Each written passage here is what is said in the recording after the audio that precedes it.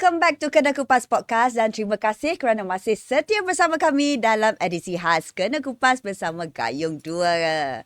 Filem yang bakal menggegar pawagam berdekatan anda pada April this year, guys. Jangan lupa, okay? Hari ini kita bawa orang kuat di sebalik visual filem. Bukan pelakon tapi orang yang memang buat shot yang cantik, bikin shot tu power, yang nampak hebat di layar. Siapa dia? Beliau seorang award-winning cinematographer, pernah terlibat dalam filem-filem besar macam Golden Gencu, Song Lab, Istanbul, Aku Datang, Polis Evo, J Revolusi dan Sumpahan Jerunai. Untuk Gayung 2, dialah DOP yang bagi look sinematik tu cantik, gempak. Jadi inilah dia, Haris Yu, atau lebih mesra kalau dalam set orang panggil dia Kyong, tapi kita panggil dia Haris. Welcome Haris. Welcome to kita punya edisi khas Kena Kupas, sempena untuk kita promote Gayung 2. Alright, okay. Jom kita kupas sikit pasal perjalanan cerita you ni. Macam mana when you first started tu? How do you actually like holding cameras tu sampai ke sekarang? Itu kena start dari awal. Oh, ceritalah. Saya masuk dalam bidang industri ni pada tahun 1994. Dan saya pada masa tu saya tak ada apa-apa kelebihan, tak ada kemahiran dan tak tahu apa-apa langsung pasal bidang ini. Oh, yes. Like that? Like that. Play humble ke apa ni? Dia bukan play humble, dia cuma masa tu kan kita baru habis sekolah. And then zaman budak-budak lagi tengah mencari kerja yang sesuai. And then secara tak sengaja saya mendapat peluang untuk pergi ke interview dalam sebuah produksi pada masa tu, dan saya di hire and jadi storekeeper. Oh, storekeeper dalam syarikat produksi itu. Oh. Ya, masa itulah cuma saya macam tertarik. Saya kata, oh ini company shooting ni best ni. Tapi bila saya pergi interview, saya jadi storekeeper. Storekeeper tu macam kemas-kemas barang, jaga stok, filem-filem yang mereka shoot, saya bersihkan, and then punggah sini, punggah sana. Tapi benda tu macam, dia sekejap aja. Sebulan saya dah settlekan semua benda, lepas tu the next step tu saya tak tahu nak buat apa. So saya macam ni ke syarikat shooting ni. Macam tak ada apa pun, tak nampak artis pun. Semua tak ada. Rupanya mereka masa tu semua busy shooting kat luar. Jarang kita bertemu. Sebab saya kerja tu kan 9 to 5. Mereka tu semua tak ada masa. Masa tu saya tak ada pengalaman lagi. Cuma macam, ini betul ke ni? Macam salah company je aku ni. Tapi secara kebetulan ada satu hari tu mereka datang ke office shooting. Masa tu lah saya macam first time saya tengok ramainya orang. Tiba-tiba macam 2-30 orang penuh satu office. Ada orang buat makeup, ada orang itu pelakon kot kan. Confirm yang makeup tu pelakon lah. Lepas tu yang lain-lain tu macam abang-abang tengah kerja kru-kru, ambil lampu, pasang kamera. Saya berdiri saja kat situ.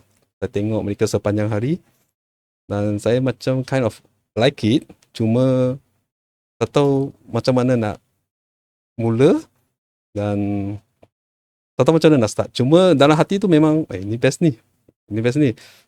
Sampailah satu hari itu saya diberi peluang untuk ikut mereka ke set penggambaran, di mana mereka tidak mencukupi orang, tenaga pekerja. Jadi saya pun follow lah. Bos pun cakap, you cubalah ikutlah, daripada you duduk office kan boring je macam. Sebab store dah kemas tadi. Dah kemas lah tu. So saya pun ikutlah, mesti saya ikut lah, saya turut ikut. Tapi bila on set, saya tolong semua department. Walaupun saya tak tahu apa-apa, saya tolong semua department. Dan saya boleh dikatakan saya bermula menjadi PA, Production Assistant. Okay. Ya, dari situ kita mula memahami macam mana sebuah produksi tu berjalan. Dan di situlah saya melihat department-department lain. So saya macam dah get some idea macam apa yang saya suka. Tapi sebelum saya sampai ke tahap technical, saya kena lalu banyak proses lah. Macam production assistant, lepas tu saya kena belajar buat props, ikut prop master, beli prop. Lepas tu saya jadi bombman. Saya jadi boomman. Lepas tu saya juga diberi peluang jadi lighting crew. Lepas tu setahun kemudian baru saya ada peluang untuk masuk ke technical department bahagian kamera. Bermula dari camera assistant sampai saya jadi cameraman. Wow, daripada managing store and then after that slowly jadi PA, PM also lah maknanya. PM tak payah? tidak. Oh, PA and then assist prop master semua. Lepas tu sound, bomb operator. Tapi masa time tu you memang dah tahu dah yang you memang Sebab wanted saya cepat bosan. Bila saya buat kerja baru, dibeli tugas baru, saya belajar sekejap, saya buat dan saya rasa tak ada kesilapan. Tapi benda tu dia akan jadi boring. So saya nak try posisi lain pula. Oh. Jadi saya akan ambil peluang asyik tukar je. Daripada saya stay kat situ buat benda yang sama, dia boring. Tapi saya memang suka bahagian kamera lah, sebab dia antara semua department yang saya tengok, bahagian kamera tu yang paling segak sekali lah. Yang paling macam wah ini macam lain sikit kan bahagian kamera kan. Saya nak cuba sampai ke situ lah. Okay, then you started off with jadi apa?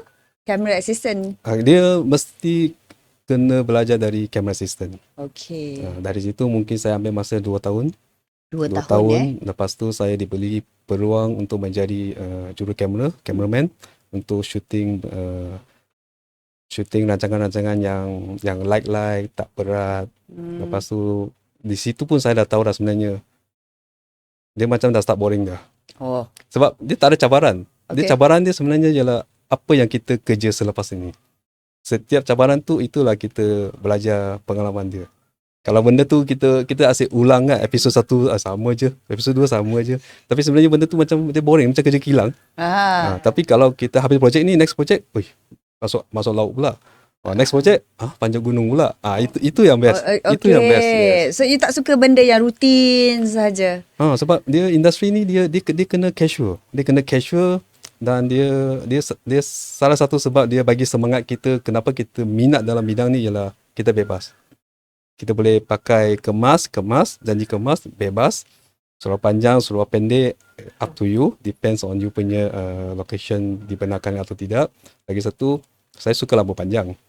Jadi sepanjang saya 30 tahun dari sekolah sampai sekarang, saya tak pernah potong rambut pendek. Jadi mana ada kerja yang berani condemn yang you tak boleh macam ni, you kena potong ni, you kena pakai tie, you kena pakai seluar panjang. Tak ada. Dalam bidang shooting ni dah paling best sekali. Babe, Haris tak boleh kerja dekat bank sebab kena potong rambut. Dia tak nak. Tak boleh. Yeah, okay. It gives you flexibility. Dia flexibility and freedom. Freedom. Okay. So, daripada tadi jadi camera assistant kan? So, macam mana you belajar untuk operate kamera tu? Dia sebenarnya tak ada proses pembelajaran. Masa kita bekerja tu, kita kena tengok apa juru kamera itu buat. Apa cameraman tu buat. Tapi kamera tu satu saja macam tu. Macam mana you nak kacau pula DOP tu sekejap nak tengok dia punya frame ke apa ke? How? Kita memang dibenarkan sebab dalam department yang sama. Cuma kita kena pandai-pandai lah. Kalau dia tengah busy, kalau dia bos kita tengah busy, kita jangan tanyalah dia. Kalau dia mood baik, kita tanyalah, ini apa bos? Ini kalau saya tekan apa jadi? Dia kalau dia nak bagi tahu, dia bagi tahu lah. Dia tak macam sekarang. Kalau sekarang saya boleh katakan apa yang kita nak tahu, kita Google je. Atau ChatGPT, semua akan keluar. Jadi dia punya proses pembelajaran tu dia akan jadi cepat. Kalau dulu kita tak ada source macam ni. Kita memang kena tengok muka orang tu. Bila masa sesuai kita nak tanya dia supaya orang kata, nanti kita tanya something, dia kata, you tak nampak saya tengah kerja kah? So benda tu dia akan buat kita rasa macam, alamak, okay lah, tak mau tanya lagi lah. Dia akan ada perasaan macam tu. Tapi kalau kita, walaupun kawan, walaupun kita punya supervisor, kita kena cari masa yang sesuai supaya bila kita bertanya sesuatu tu, dia lebih pada soalan yang macam orang kata remeh-remeh, tapi sebenarnya kita tengah tanya benda yang penting. So every question yang kita tanya tu dia very important. Nice. Cuma belum sampai turn kita untuk memegang jawatan tu, tapi kita kena bersedia. Okay. Okay, Haris. Then, my next Yeah. question. Then, who is your mentor? Siapa yang, tak nampak ke aku tengah kerja tu? Dia tak adalah marah, dia tak pernah marah saya sebab dialah satu-satu sebabnya kenapa saya boleh sampai ke tahap hari ini. Walaupun saya bermula jadi kru biasa, bekerja bawah my supervisor, kita panggil dia Colin Wong lah. Ya. So dia masa tu dia jurukamera. Saya kerja sampai 6-7 department, saya bertukar sampai saya jadi camera assistant. So saya kerja dengan dia almost 2 years. Lepas tu ekonomi gawat tahun 98 semua kena berhenti. Dia berhenti, ekonomi berhenti, produksi pun tak jalan. So it's normal lah. I think it's normal. Everyone have to stop and think what is your next step. Yeah. Tapi dia bagi tahu saya yang saya memang antara kru-kru yang pernah bekerja dengan beliau yang paling senang pick up and faham. Wow. So saya memang tahu sebenarnya bukan saya nak puji sendiri, cuma bila saya kerja Masuk lift, tekan sendiri ya, cuma benda ni sebenarnya dia kena ada minat. Kalau minat tu ada agree. dalam diri kita, dia belajar apa pun dia akan lagi cepat. Kalau benda tu dia tak ada minat ataupun macam not hobby lah. I think it's a minat lah. And then interest tu ada, benda tu kita akan usaha sendiri. It will come naturally. Yeah.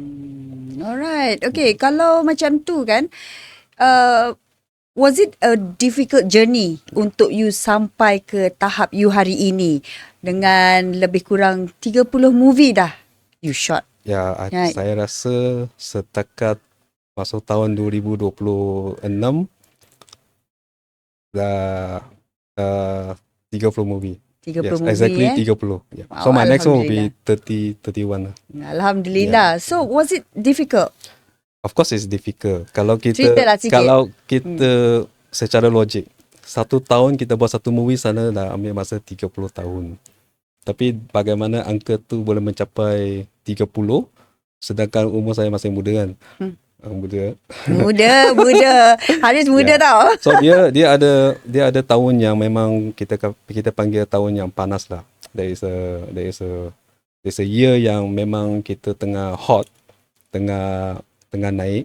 Jadi kita mungkin akan shoot 3 atau 4 movie dalam setahun. Tapi satu movie 1 tahun tu dia normal. The moment you become a director of photography, kita start kerja dalam bidang movie ataupun feature film, 1 tahun 1 movie sebenarnya dah kira biasa dah.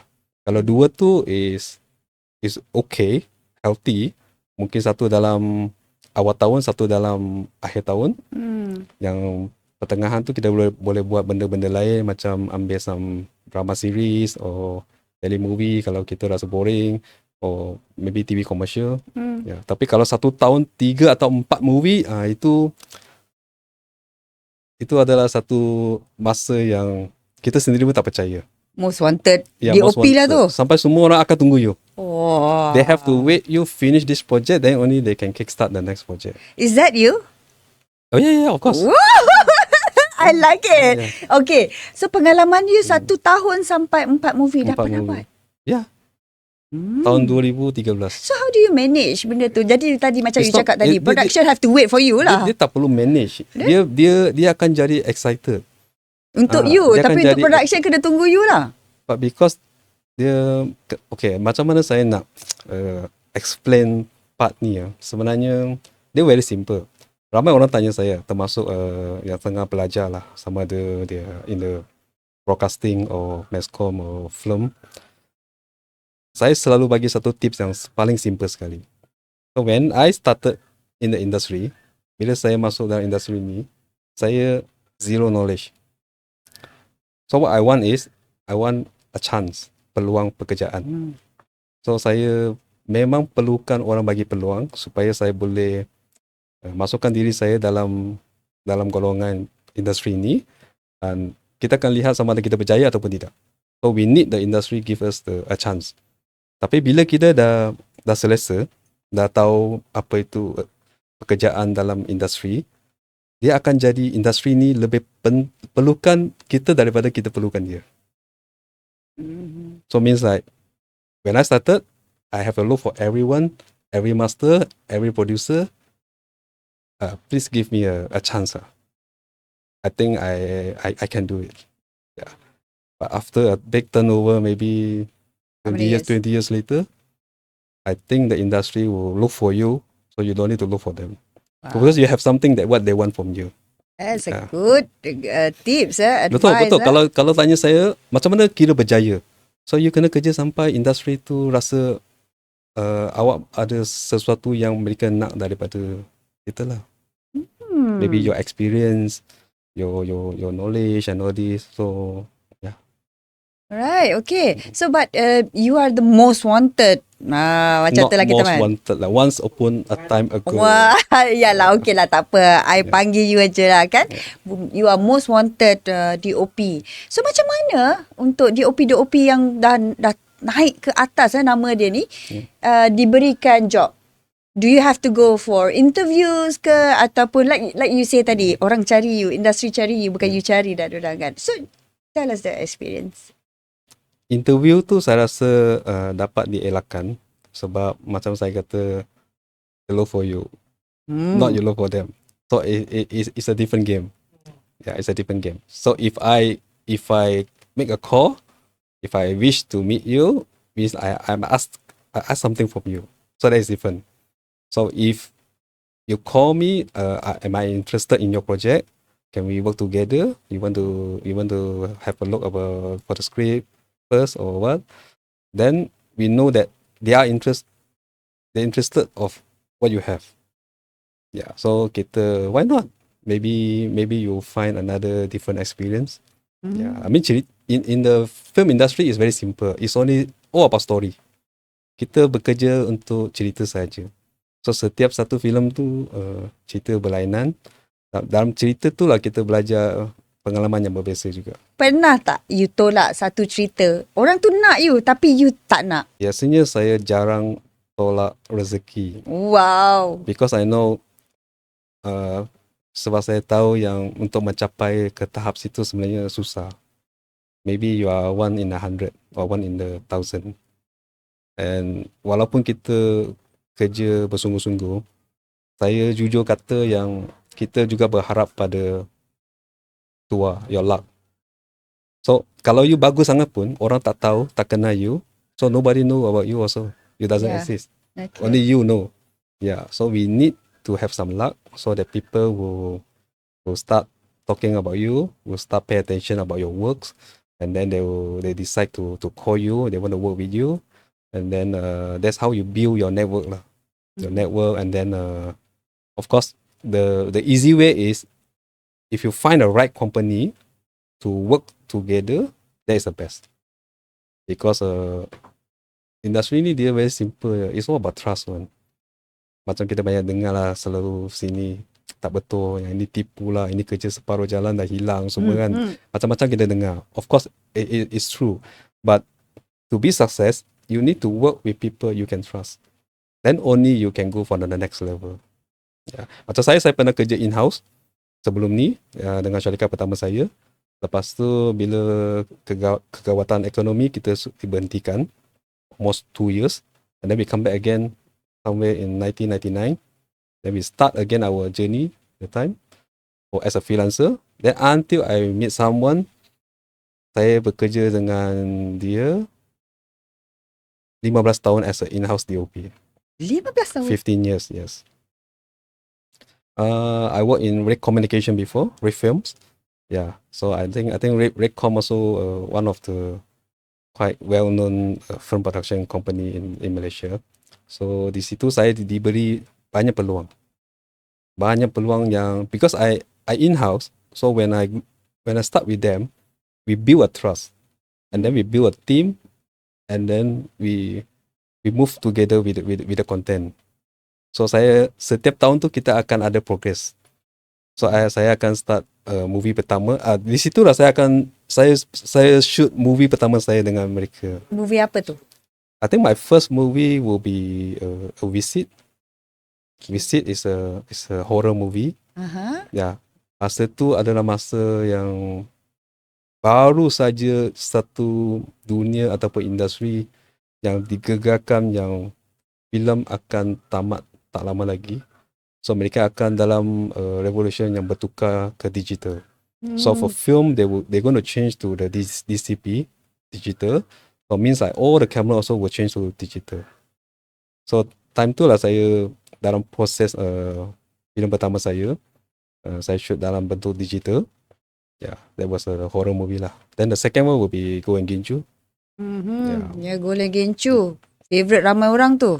Oh yeah, there was a big, macam orang kata, satu movie yang mencipta Fenomena. dia sebab dia kan a Malay urban movie. Very. People call it a Malay urban movie. So dia filem Melayu tapi dia punya look, dia punya stylish, everything dia modern sikit lah. So it's not too much of Islamic. Yeah, because that time kita ada, kalau di Hollywood tu, di international, kita ada that apa ya kita panggil tu, yang all the college students, orang dah that kind of movie kan, urban movie lah panggil kan, bukannya macam Islamic sikit. Okay, tapi masa you buat Gold and Gencu tu, okay, what is your reference? That time dia reference tu dia kalau straightforward, I think it's like Benny like Beckham. Sebab masa tu memang cerita tu tengah hot kan. Cerita tu tengah hot yang pasal wanita bermain bola. And then maybe they get some idea. I think football is a bit too much because the field is too big. But futsal dia adalah satu sukan yang baru diterajui dalam Malaysia. And also maybe it's a good introduce to everyone also lah. And then dia dalam satu gelanggang yang kita boleh control lah. Not like a big stadium. Oh, Nak kejar bola pun payah. Yeah. Coming back to the technical tadi kan, daripada filem pergi ke tukar ke digital. So does it affect you tak masa time tu? How do you change, adapt into the changes? Tak banyak. Tidak banyak. Proses pertukaran dari filem ke digital tu sebenarnya tak banyak mempengaruhi saya punya kerjaya lah. Sebab masa saya belajar filem pun, time tu saya camera assistant juga. So sebelum saya ada peluang shoot a film as a DP, so the film is dah tak ada. And then they look at the most convenient way to work within the budget and also keep things up to date. So shoot on the digital, I think is the best option for everyone lah. It's not only the cost can be reduced and also the workflow. Sebab kalau kita refer balik, kalau kita shoot film, dia sebenarnya dia akan lebih cantik of course. Film is always more cinematic lah. And the look will be different. No matter how we shoot on the digital, it won't be the same like how we shoot on film. But on film, the most two important person is always the director and the DOP. Yang lain tu semua dia bekerja tapi mereka jarang nampak hasil. Sebab filem tu kan very, orang kata, confidential kan. Yeah, only they know is a good take or bad take. Macam digital sekarang, whatever we turn on the camera, we put on the monitor, everybody around you can see what are we working on. So it's like, it's the same thing, but the challenge is like huge different lah. I once say people work on the digital now dia orang tak macam ambil berat ataupun apalah janji ada gambar lah. But on film you can't do that because film every time you try to recording, it costs you money. It's not only how much you press the rolling button, and after that you need to send it to the lab to process it. So the cost will be double on it. So whatever you do, it will be double cost. Tapi on digital, you don't have the process. It's like what you see, what you get. Yeah, but that also dia akan affect kita punya cara bekerja lah. Maybe slowly people will go to in a lazy way. Yeah, because less effort. Dia less effort. Dia dah jadi macam so important person become less important. sampai macam kalau shoot on film, because it's very very careful. You need to look at the lighting condition, the weather condition, because you want some good result. Mhm. But in digital, actually every time people say fix in the post lah, don't waste time, just shoot it lah, Yeah. So that kalau perkataan macam tu boleh keluar, maksudnya the power of the thing that we work, dia sebenarnya dah jadi bukan first priority lah. Dulu memang memang director is a very important. DP is really can make a call, because you kena jawab kalau benda tu tak cantik. Tapi sekarang you sebelum jawab pun semua orang dah kritik dah apa you buat. Yeah, it's like a monitor, like 20 people stand behind you. Yeah, because of the monitor. Last time when you show on film, nobody will go close to the director one. Yeah, so that you can see the difference lah. Yeah, okay. Tapi adakah these are the positive changes in the industry? I think Or what do you think? saya rasa dia punya changes tu sebenarnya kita kena keep to the date lah. You either follow or you left behind. So simple lah. Yeah. Alright, okay. Coming back to Gayung 2. Yeah. So, macam mana you boleh dipilih sebagai the DP untuk Gayung I see. 1 dan Gayung 2 kan sebenarnya? Okay, cerita pengalaman you pula daripada Gayung 1. Macam mana pemilihan tu? Pemilihannya sebenarnya saya kena our executive producer Encik Khairul Anwar. Dah lama. Dia sebenarnya saya kenal dia masa saya kerja dalam company pertama yang saya masuk. Wow. Ya. Tapi kami bekerja dalam satu projek yang sama, which is also my advantage, because projek pertama tu saya diberi peluang shooting dekat New York. So I went New York with Khairul and also with some people. That time was my fresh entering the industry. Khairul pergi New York dengan you. Oh ya. Geramnya ai. So itu satu sebab yang kenapa saya harus bekerja dalam industri ini, because you won't believe one. The feeling will tell you like, masa tu very simple. I was think like, what's my friends doing yang selalu dapat 9A, 10A, 12A semua kan. But I'm in New York now. Yes, exactly. So at that time I was think like, pelajar tinggi-tinggi pun sekarang pun dia orang tengah buat apa kan. Tapi saya kat New York sekarang ni. Oh, not bad So I know that actually this industry will take me more often to oversee, and also traveling to hopefully around the world when you work and you learn. Ya, itu satu-satunya sebab. Ya, yang kedua ialah minat, and of course we need to find something solid, so that it's a job lah. It's a job instead of macam orang kata you buat untuk art saja.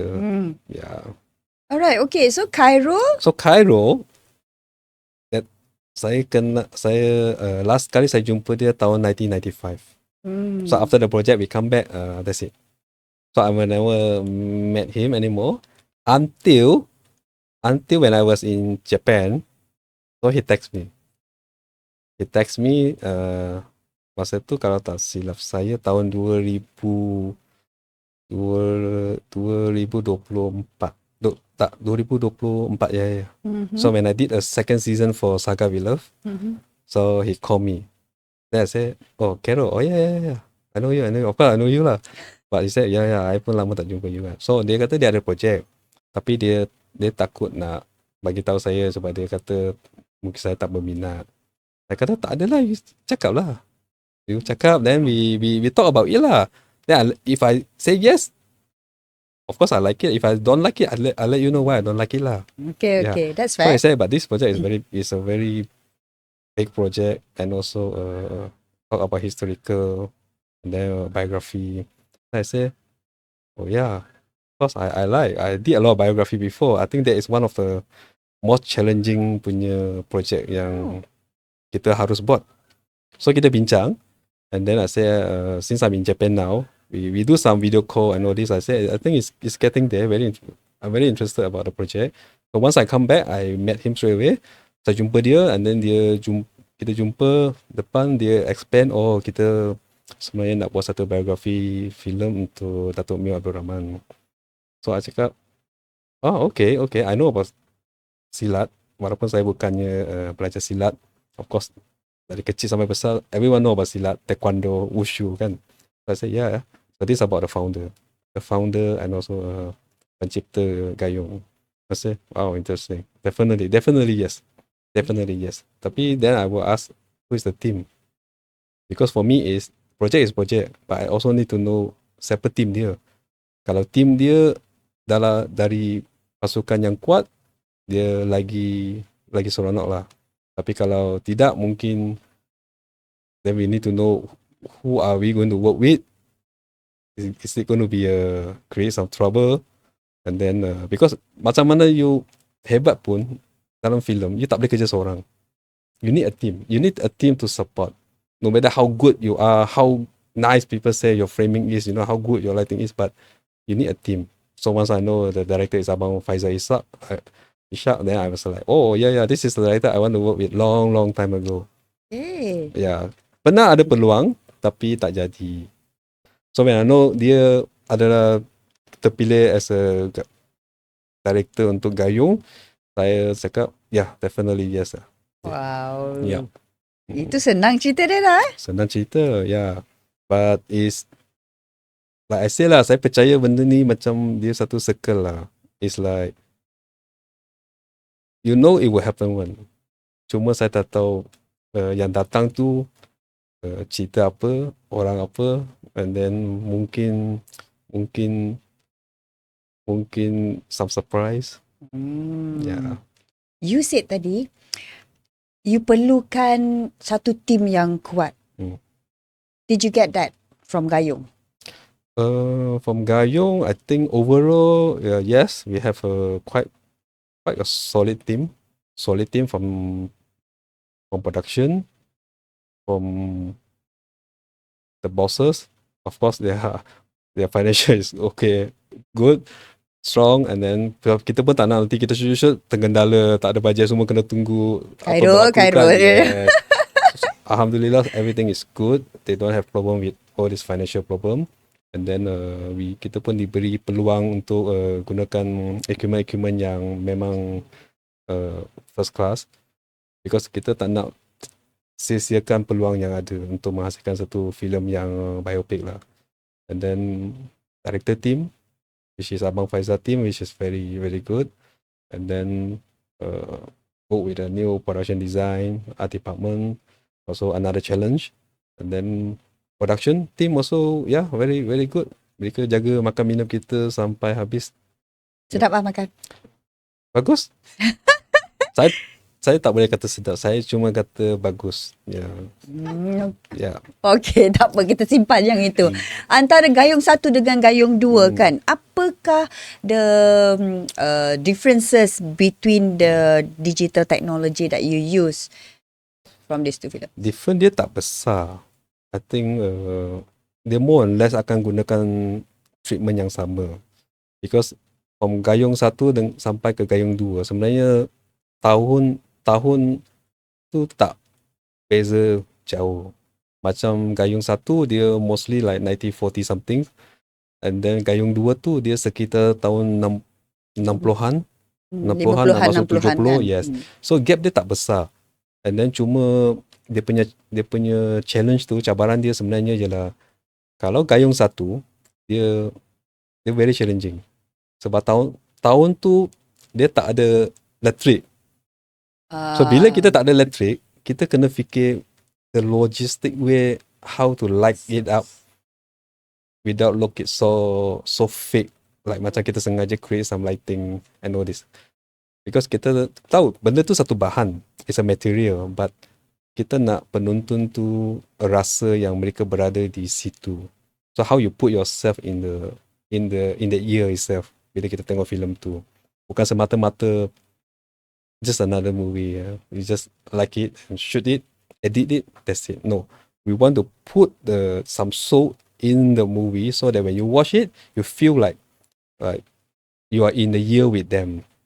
Yeah. So Gayung 2 dia cabaran dia ada cabaran dia juga. Cuma yang suka tu satu sebenarnya. Yang dua tu mungkin sebab kita dah start satu, jadi kita dah warm up, kita dah tahu who is Datuk Mio is, and then dia punya uh, kelebihan dia. So everyone is expecting yang Gayung 2 tu action dia akan lagi gempak. So kita itu yang memang kita dah plan dari awal lah. So yang satu tu, yang part 1 tu kita memang bukan sengaja tak nak bagi strong in action, because we don't want to kill the story. We know that Gayung Silat everyone akan expect something yang about fight, seni mempertahankan diri semua. Tapi kalau masa kita buat tu, kita dah tahu kita akan ada part 2. So we will reserve some momentum fighting into part 2 instead of put a lot in part 1. So part 1 is more to introducing who is Datuk Mio Abdul Rahman. So once he build up the story, and then part 2 is more about apa yang akan datang hari-hari berikutnya. Macam he is already in action lah macam tu kan. Yeah, then because one, you know his story, then second, you will follow his routine already. How he stay in that period, what happened, and then kita pun nak tahu sebab kita pun bukan lahir tahun macam tu kan. Cuma bila kita buat balik cerita tu, dia bukan semata-mata nak buat cerita. We have to feel ourselves. If I was with them now, this is what I'm witnessing. Now I'm doing this scene, tapi I tak nak buat scene tu semata-mata it's just a task for me. But I want to film it, I want to shoot it like I was there with them. So this is what I feel. Ya, mungkin audience dia tidak fikir sejauh itu. Mungkin mereka lebih tengok, I want to see more action, I want to see this, but they don't really look at the point that actually what we try to show them lah. Mm-hmm. Is this your first period movie ke? No. Saya pernah buat kalau movie maybe, wait lah, kalau movie I would say, kalau biopic for film maybe the first one lah. Kalau genre untuk history lah, first one lah. But before this I did another biopic drama series. Dia lebih kurang seakan sama. Japanese year juga. And pelakon tu masa tu pun Beto juga. Oh yeah. So when we throw back in 2009, yes. The time Beto was so young. So young. So bila kita jumpa balik dalam Gayung, kita buka cerita saja, dia macam, good time brother, good time. So dia dah tahu dah. Sebab time, kalau kita refer balik 16 years ago, what we did, we are so proud. So when we did the Siber Kadikasu story, everyone was shocked. Everyone was shocked because how we bring back to sebelum Merdeka, the communist year, based on the true event. Dan situ memang cerita tu memang satu cabaran yang sangat-sangat tinggi. Masa tu kalau 16 tahun dulu, kita tak sehandal sekarang. We don't have all these advanced equipment, all these things, but we still can develop that kind of the look, the visual, make you believe that from script to visualize, the transition is so real, yeah. Okay, so you mentioned tadi dulu pun dah pernah bekerja dengan Beto dan sekarang dengan Beto juga kan. So apa different yang you nampak daripada Beto punya deliverables? On Beto side. On Beto side, I think the first time I work with him pada tahun 2009, masa kita shoot Apa Dosaku, The Siber Kadikasu story. Masa tu kita dah nampak bakat dia sebenarnya. Walaupun dia bukan pelakon utama. Pelakon utama of course is Eileen Daly lah. Siapa tu yang Kadikasu punya apa kan. So masa tu kita dah tahu dah. This batch of actor, diorang ni, their year will come, their time will come. Sama macam saya. Masa tu saya belum famous lagi, tapi kita dah tengah masuk membuat sesuatu yang akan menjadi satu perbualan. Orang akan kata, oh, this is a very good product. Kita dah tahu dah masa tu. Dan bila kita dah selesai, I think the industry will open the door wider for us. Okay. Ya. Dan kali kedua saya bekerja dengan Beto ialah tahun 2011, iaitu Istanbul aku datang. Mhm. So I see him again. Oh yes. I see him again. Yeah, but that time maybe he married already. And then Dia dah main kan masa time tu. oh yeah, he's a leading role. Yeah. Masa tu kita dah tahu dah sebenarnya dia memang dia walaupun dia gelap. Bagi I, kita cakap sebagai kawan lah, dia tu memang gelap, dark skin, Yeah. So macam orang asli. Yeah. Tapi orang Melayu cakap dia macam apa tu, macho. Ya, macam Louis Koo, macam Hong Kong Louis Koo, dia gelap kan. Yeah. So dia kategori macam tu. So kita dah tahu lah sebenarnya dia memang susah nak cari kelemahan dia as an actor. Yes. So dia kategori yang memang orang kata dia akan deliver saja. And and he can deliver more because he can really put himself how to act, and also to the character lah. Yeah. Guys, tengok jangan lupa saksikan Gayung 2 tau. Puji-pujian untuk Beto tau. Daripada first episode kita sampai sekarang. Alright, okay. Then I nak tanya dengan you, antara banyak-banyak babak dalam Gayung 2 lah, okay? Babak mana yang paling terkesan sangat bagi you masa you tengah shoot tu? Terkesan. Kalau saya kata, tapi jangan spoiler ya. Itulah kalau saya cakap mesti dah jadi spoiler. Okay. Adalah you cerita sikit-sikit lah. Ada, sebenarnya ada. Cuma nanti dia akan jadi satu perbualan hangat di mana saya rasa ramai penonton akan bertanya soalan yang sama juga. Kenapa dia? Why him? Why him? And then of course they will feel the impact, confirm yang mereka akan rasa apabila mereka menonton filem Gayung 2 nanti. Cuma I think the scriptwriter or the bosses, all this, they already talk about it. Then I think that might be a keputusan yang suka jugalah. Ya. Tapi saya pun terkesan juga sebab masa kita shoot pun kita memang merasa and take it very seriously. 200% seriously because when you shoot, you can feel, you boleh rasa yang mata kita sebenarnya pun tengah basah. So you can feel deep until that level when you film it. Apatah lagi kalau kesudahannya begitu kan. Mungkin kita akan rasa macam alamak. Ya. Wow, itu tapi tak boleh nak explain kan? Not to spoil lah. Biar mereka tengok lah. So, itu pasal lah you all kena pergi ke sinema tau. Jangan tunggu di TV. Kena pergi support Gayung 2. Because Hari sendiri pun cakap dia tengah pegang kamera pun basah mata. Betul ke? Dia punya impact akan lain. Kalau kita tengok dekat TV, maybe after cinema, a lot of people will think like they're going to watch in Netflix kan. Confirm dia akan masuk ke Netflix. Cuma filem-filem biopic macam ni, kalau kita terlepas tengok di pawagam, sebenarnya dia satu kerugian.